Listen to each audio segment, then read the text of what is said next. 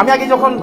Domestic ফ্লাইটে যখন যাইতাম তখন হচ্ছে আমি কখনোই I never use VIP gate or anything. আমি যখন গত এই ইংল্যান্ডে আসার পথে নামার সাথে সাথে দুইজন এসে লাগেজটা টাইম এনে স্যার আপনার তো 2 ঘন্টা আছে এই রুমে বসেন, এখানে কফি এটা সেটা, এবং কোনো হ্যাসিলি বুঝি নাই। আর এর আগে যখন যাইতাম 6-7 বার যখন বিভিন্ন ডোমেস্টিক জায়গায় গিয়েছি, ওখানে লাইন ধরতে হয়েছে, জুতা খুলতে হয়েছে, এবং আমাদের হয়তো জুতা খোলা লাগে না, কিন্তু আমরা যখন দেখতাম মানুষ জুতা খুলতে হয় মনে হয় যে একটা ডাকাত বা চোর দেশ থেকে অনেকটা মানে 8-10 বছর পরে যদি বিদেশে যায় প্রিয়জনদের জন্য কিছু নিয়ে যায়, এগুলা কেটে কেটে হচ্ছে এয়ারপোর্টে রেখে দেওয়া হয় এবং একটা তৃতীয় শ্রেণীর মানুষ হিসেবে তাকে ট্রিট করা হয়। আমি আপনাদেরকে কথা দিয়ে যাচ্ছি, আমি আসাদুল্লাহ আপনাদেরকে কথা দিয়ে যাচ্ছি,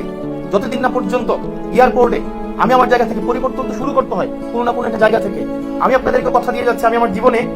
লাস্ট এখানে আসার পথে ভিআইপি ব্যবহার করেছি এবং এটাই শেষবার। এবং আমি এটা নিশ্চিত করতে চাই আনটিল এন্ড আনলেস আমরা সবার জন্য ইকুয়াল সার্ভিস এনশিওর করতে পারছি,